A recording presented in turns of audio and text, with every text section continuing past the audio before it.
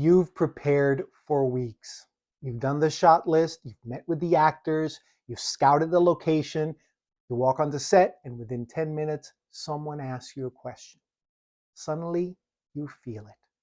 The fear, the feeling that everybody's about to discover the truth, that you have no idea what you're doing, that you've somehow fooled everyone into letting you direct the movie. If you've ever felt this way, you're not alone. Every director goes through it. Today, I want to show you the single most important directing technique I have ever learned. A technique passed down from Stella Adler to my teacher, Ivan Cronenfeld, and eventually to me. It completely changed the way I prepare, and more importantly, it gave me confidence on set. Here's the thing that haunts most filmmakers. You get on set, maybe it's your first film, maybe it's your fifth, maybe it's your 10th. Suddenly, everyone needs answers. The cinematographer needs answers. The actors need answers. The costume designer needs answers. The editor's already thinking ahead. All those questions start piling up. You begin second guessing yourself. You wonder if your choices are right. You wonder if you've missed something. You wonder if somebody else would have made better decisions. We've all been there. And here's what I've learned. The problem isn't that you don't know filmmaking. Most of the people watching this channel know more about filmmaking than they think they do. The real problem is this. You're making choices based on taste. And taste is unreliable because no matter how good your taste is, you can always doubt it. You need something stronger. You need an anchor. You need something that moves the needle for you. This is where Stella Adler's idea comes in. It's called taking impressions. Despite the fancy name, it's actually very simple. You read the material and you pay attention. What jumps out at you? What stays with you? What follows you after you've put the script down? What activates your imagination? What makes you curious? What excites you? What disturbs you? What won't leave you alone? Those are impressions. And those impressions are not random. They're clues. They're telling you where your deepest connection to the material exists.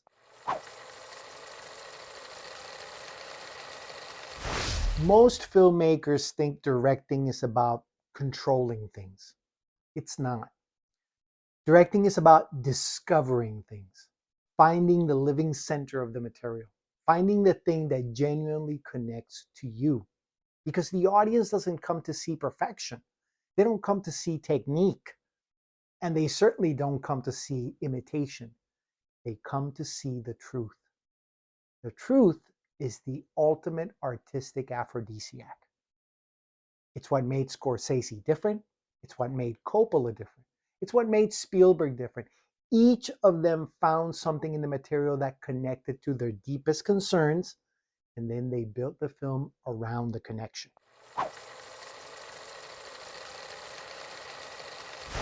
Let me give you an example. When Francis Ford Coppola read The Godfather, he saw a lot of things. He saw organized crime, he saw the American dream, he saw murder, he saw revenge, he saw family, he saw succession, he saw a changing world.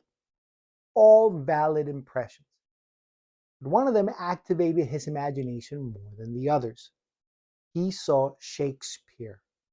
He saw a king with 3 sons, each son possessing only part of what the father possessed completely. One son had strength, one son had passion, one son had intelligence, but only one could inherit the throne. Suddenly, the movie wasn't just a gangster film anymore.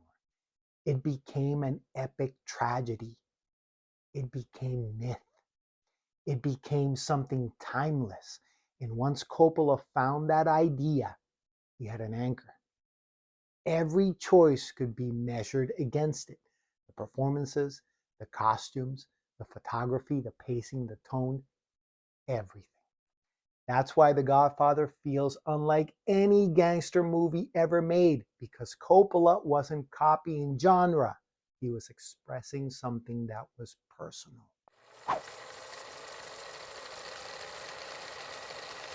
And that's what makes great artists different. They don't simply execute material, they transform it. They find the thing that feeds their imagination and then they follow it relentlessly. This is what makes work feel original. Not originality for its own sake, not weirdness, not trying to be different, authenticity. Because nobody sees the world exactly the way you do. Nobody has your history. Nobody has your experiences. Nobody has your obsessions. Your unique perspective is your superpower. The thing that genuinely moves you reveals who you are. And when you have the courage to put those things into your work, the audience feels it.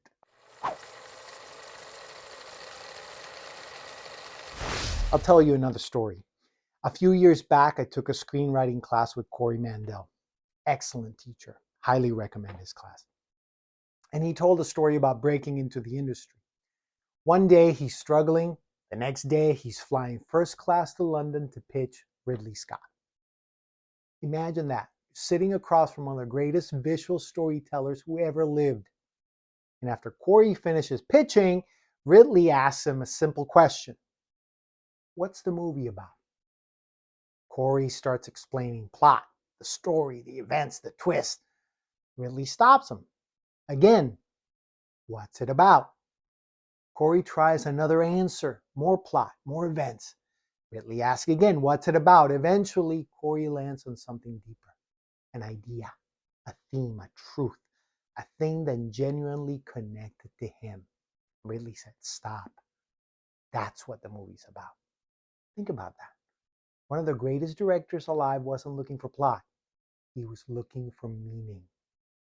Looking for that one idea that changes everything, that makes everything feel alive. That's taking impressions.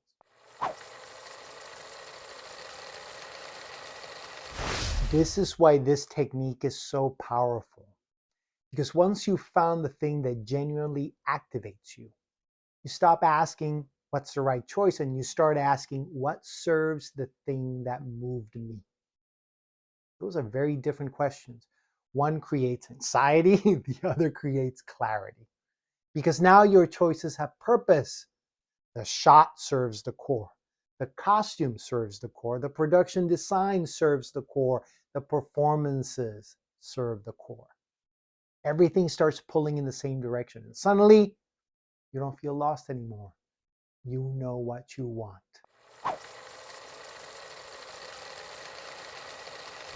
This is a big part of something I teach called the triple C method. Core, choices, communication. First, find the core. That's where impressions come in.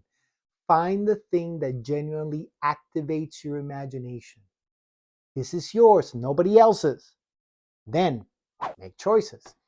Every decision should support the core idea. And finally, communication. Use those choices to communicate something meaningful to the audience. Core, choices, communication. Simple, powerful, practical. You want to learn more about it? Check the links in the description. The next time you're standing on set and someone asks you a question, don't ask yourself, what's the correct answer? Ask yourself, what serves the thing that activated my imagination? Because once you found that, the choices become obvious. Everything begins to align. That's when directing stops feeling like pretending, it starts feeling like truth. If you connected with this video, hit like and subscribe. And if you've ever struggled with self-doubt as a filmmaker, let me know in the comments. I'd love to hear your experiences. And if you want to learn more about finding the core in your own work, check this video out next. And remember, don't just direct your movies, direct your life.